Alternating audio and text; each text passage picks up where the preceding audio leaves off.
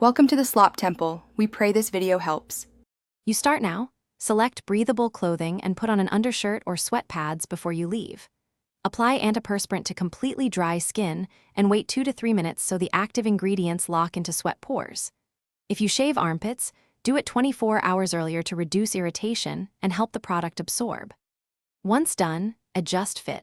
Looser is better for airflow, and consider a travel-size antiperspirant for quick reapplication during long days. While you're out, actively manage perspiration instead of hoping it stops. Blot with an absorbent cloth to remove moisture. Don't rub because that spreads salts and stains. Reapply antiperspirant to any returning dampness.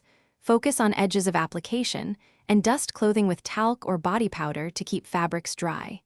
Use a small fan or splash cold water on wrists and neck to lower body temperature. And make layering smart. Remove a layer when you start cooling down to prevent trapped sweat. Finish by treating any stains immediately. Rinse with cold water, apply a gentle detergent, and let it soak. For stubborn yellow armpit marks, use an enzyme cleaner or a mix of 3% hydrogen peroxide and dish soap applied briefly. Test on an inconspicuous spot first.